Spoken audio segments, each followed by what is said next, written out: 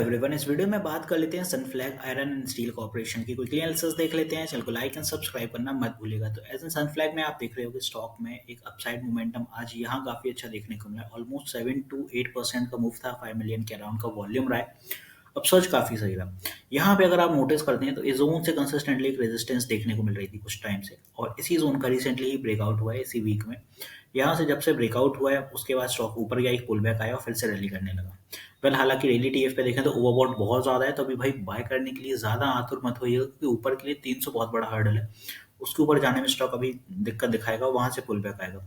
तो 83 RSI यहाँ trail कर रहा है। और वीकली टाइम फ्रेम पे जब आप इसी स्टॉक को जज करते हैं तो वीकली टाइम फ्रेम पे आप पाएंगे कि स्टॉक में अभी जो मोमेंटम बन रहा है वो काफ़ी बेटर देखने को मिलेगा आपको। वीकली टाइम फ्रेम पे आप पाएंगे कि स्टॉक में गैपिंग काफ़ी है यहाँ RSI पे, बिकॉज इस जोन से अगर आप कैलकुलेट करते हैं यहाँ से तो आपको थोड़ा सा एक क्लियर व्यू मिल रहा होगा कि RSI यहाँ पे बस निकलने वाला है, क्योंकि पहले भी इसी जोन से रिजेक्शंस देखने को मिले थे कई बार दफ़ा RSI में। इस बार ब्रेकआउट है, नियर ब्रेकआउट यहाँ भी है और यहाँ भी है। अभी आपको वो भी बताता हूँ कि डेली टीएफ पे और 1 आवर पे क्या डिफरेंस है। 1 आवर टीएफ पे जब आप जाएंगे स्टॉक के तो यहाँ पे आप नोटिस करेंगे कि 1 आवर टीएफ ओवरबॉट है बट पुल बैक आ रहा है। तो यहाँ पे कुछ गिरावट के संकेत हैं, मतलब वापस से अगर स्टॉक आपको 265 260 सपोर्ट लेते हुए नजर आ रहा है तो वो अच्छी बाइंग रहेगी एक तरह से देखा जाए तो इंतजार करिएगा और कोशिश करिएगा कि 260s की रेंज पे स्टॉक मिल जाए, वो सबसे बेस्ट रहेगा।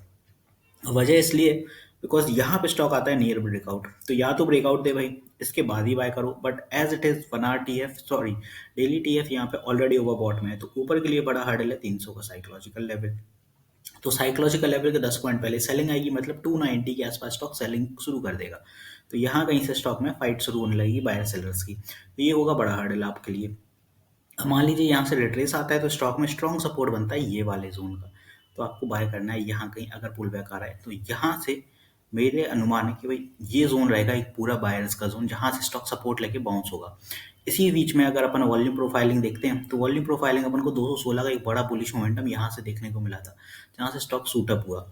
और इसमें अगर आप नोटिस करते हैं कि वॉल्यूम प्रोफाइलिंग अगर आप यहाँ पे थोड़े ऊपर के लेवल पे यहाँ पे लगाते हैं इस जोन पे, तो आपको निकल के आ रहा है कि भाई 255 260 के इस जोन से यहाँ से बुलिश हुआ है। मतलब इतने से जोन में यही स्ट्रॉन्ग सपोर्ट है 257 260। तो निकल के वॉल्यूम प्रोफाइलिंग के अकॉर्डिंग भी आ रहा है कि वॉल्यूम यहाँ से हिट सबसे ज़्यादा देखने को मिला है, बायर्स की कॉल सबसे ज़्यादा यहाँ देखने को मिले, बायर्स यहाँ बैठे हुए हैं।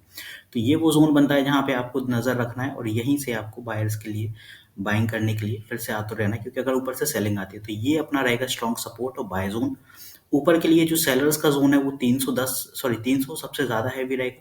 इसके बाद जो टारगेट आएंगे वो 310 और 325 आएंगे, बट उसके पहले स्टॉक 300 के आसपास करेगा रिट्रेस, तभी आप ऊपर के लिए कुछ सोचिएगा। तो ये रहा अपना ऊपर की दिशा में रेजिस्टेंस, या फिर आप इसे कह सकते हैं टारगेट। तो कुछ इस तरह से चलने वाला है अपना सनफ्लैग। अब यहाँ पे स्टॉक ऑल टाइम हाई के आसपास की ब्रेकआउट देने वाला है, जो कि यहाँ पे है। जो ATH ने 12 जुलाई 24 में पकड़ा था, यहाँ कहीं सेम उसी जोन के ऊपर आज ब्रेकआउट दिया तो नया हाई क्रिएट किया है। But as it is psychological level है, तो सस्टेन करने में थोड़ी दिक्कत डेफिनेटली मिलेगी। 275 के अराउंड ही क्लोजिंग रही है, इसीलिए उन लोगों का कुछ रिट्रेस है तो नीचे पकड़िए, वरना ब्रेकआउट के बाद पकड़िए। अगर ब्रेकआउट के बाद लेना है 275 का तो एड ऑन कैपेसिटी यूज करिएगा। अगर मान लीजिए 20,000 का आप स्टॉक बाय कर रहे हैं तो उसमें 10,000 का ही बाय करिए। कोई 50,000 का बाय कर रहा है तो 25,000 का बाय करिए। जस्ट इन केस अगर यहाँ रिट्रेस कर रहा है तो आप यहाँ ऐड कर पाओ इस जोन पे, और फिर ये सूटअप होगा तो अच्छा चलेगा। तो आई होप यहाँ पे सनफ्लैग मैंने अच्छे से क्लियर कर दिया।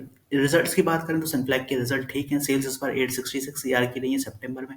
लास्ट ईयर सेम सितंबर में 858 था, तो सेल्स में इजाफा अच्छा रहा है, ठीक है। ऑपरेटिंग प्रॉफिट 99 का है, लास्ट टाइम भी 99 था, तो एज इट इज बराबरी देखने को मिले। नेट प्रॉफिट इस बार 41 और लास्ट टाइम 39, तो as it is similarly almost कोई ज़्यादा डिफरेंस नहीं है। 2.26 का EPS है। इन्वेस्टर्स में FI की स्टेक 0.89% की है, जो रिसेंट क्वार्टर में 0.86 थे, तो यहाँ 0.03 से यहाँ बढ़ोतरी हुई है। Same as it is DII 10 और 12% के डिफरेंस के आसपास ही चल रहे हैं।